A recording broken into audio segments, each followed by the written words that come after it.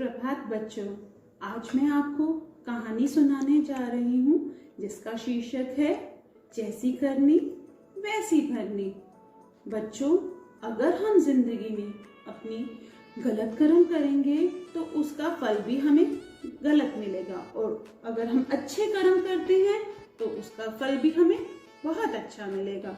तो हमेशा जिंदगी में एक बात याद रखो कि कभी भी गलत कार्य या गलत कर्म नहीं करना चाहिए, हमेशा अच्छे कार्य करना चाहिए।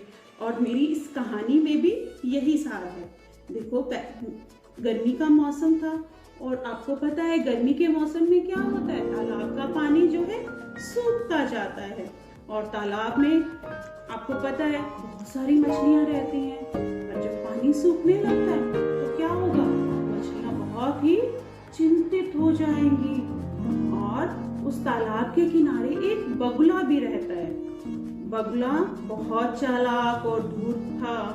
पता है क्या हुआ, बगुला हमेशा तरकीब सोचता रहता था कैसे उन मछलियों को खाऊं, और उसको ये मौका मिल भी गया। वो बगुला तालाब के किनारे एक साधु के वेश में बैठ गया। मछलियां आपको पता ही है कि भोली प्रवृत्ति की होती हैं, तो मछलियों ने जब बगुले को देखा तो उन्होंने सोचा ये बगुला उदास क्यों लग रहा है। तो उन्होंने बगुले से जाकर पूछा कि बाबा आप उदास क्यों हैं। तो बगुले ने कहा कि मैं आप सबके लिए चिंतित हूँ। तो मछलियां हैरान, हमारे लिए चिंतित है। तो मछलियों ने पूछा आप हमारे लिए क्यों चिंतित हैं। बगुले ने जवाब दिया कि देखो, तालाब का पानी दिन प्रतिदिन कम होता जा रहा है, उसका स्तर घटता जा रहा है, तो मुझे चिंता है इसी तरह से अगर पानी का स्तर कम होता रहा तो आप एक दिन सब मर जाएंगी। मछलियां भी सोच में पड़ गई कि बाबा सही कह रहे हैं। तो उन्होंने पूछा बाबा आप मुझे हमें ये बताओ कि इसका क्या उपाय है। तो बगुले ने कहा, आपको पता है बगुला बहुत धूर्त था, तो बगुले ने कहा मेरे पास एक उपाय है। मैं क्या करूंगा, आपकी रोज एक मछली को अपनी चोंच में दबा के लेके जाऊंगा और दूर एक बड़े से तालाब में छोड़ आऊंगा जहां वो तालाब पानी से लबालब भरा हुआ है। तो मछलियां सोच में पड़ गई, पर मछलियों ने कहा बाबा हम आप पर कैसे विश्वास करें, आप सबको पता ही है ये बगुला क्या खाता है, मछलियां। तो बगुले ने जवाब दिया कि कोई बात नहीं, आपको मेरी बात पे विश्वास नहीं तो एक मछली मेरे साथ चलो और मैं उसको वो दूर वाला तालाब दिखा के आऊंगा। तो मछलियां मान गई, एक मछली तैयार हो गई बगुले के साथ जाने को। तो वो उस मछली को बगुला अपनी चोंच में दबाकर ले गया और उसको वो तालाब दिखा के लाया। जब वो वापस उस मछलियों के पास लेके आया तो उस मछली ने अपना बताया कि देखो वहां पर एक बहुत बड़ा तालाब है और वो पानी से लबालब भरा हुआ है, तो वहां पे हम बहुत मजे करेंगे। ऐसा करते हैं, हम एक एक करके इस बगुले के साथ चलते हैं। तो सब मछलियां तैयार हो गई, सबको लगा कि बगुला सच बोल रहा है। आपको पता है मछलियां भोली होती हैं, तो उसकी बातों में भी आ गई।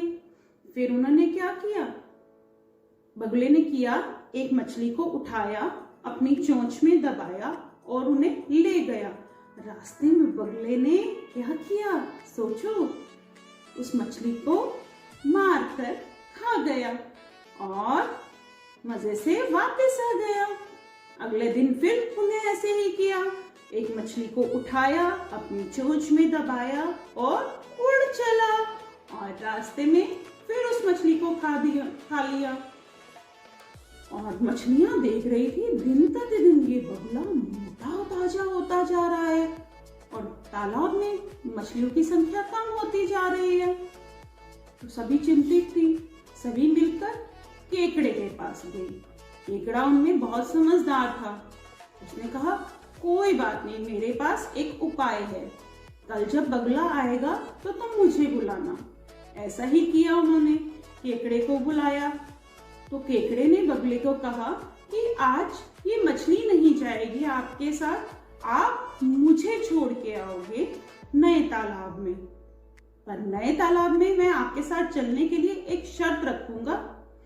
आप मुझे अपनी चोंच में नहीं दबाएंगे, मैं आपकी गर्दन पे बैठकर चलूंगा। बगुला मान गया, कोई बात नहीं, ठीक है, मैं आपके साथ चलता हूँ। तो बगुले ने क्या किया, केकड़े को अपनी गर्दन पे बिठाया और उड़ चला। फिर रास्ते में जब केकड़े ने बहुत सारी मछलियों के हड्डियों के ढेर देखे तो उसको समझ में आ गया कि क्या किया। तो केकड़े ने उसे काटना शुरू कर दिया और उसे कहा कि जल्दी से मुझे नीचे उतारो, नहीं तो मैं तुम्हें मार दूंगा। तो वो बगुला क्या ना करता, उसने केकड़े को नीचे उतारा। पर नीचे उतरने से पहले केकड़े ने क्या किया बच्चों, उसने उस बगुले की गर्दन दबा दी और उसको मार डाला। तो जब वो केकड़ा वापस तालाब में आया, अपने पुराने तालाब में, और सब मछलियों को बताया कि बगुले ने क्या किया आप लोगों के साथ, तो सब मछलियां समझ गई कि ये बगुले की चाल थी। देखो बच्चों, अब बगुले के साथ क्या हुआ, जैसे उसने मछलियों को मारा वैसे ही केकड़े ने उस बगुले को भी मार दिया। तो बच्चों, आपने ये कहानी सुनी, आशा करती हूँ आप इस कहानी से लाभान्वित हुए होंगे और अपने आने वाले जीवन में भी हमेशा अच्छे कर्म करते रहेंगे।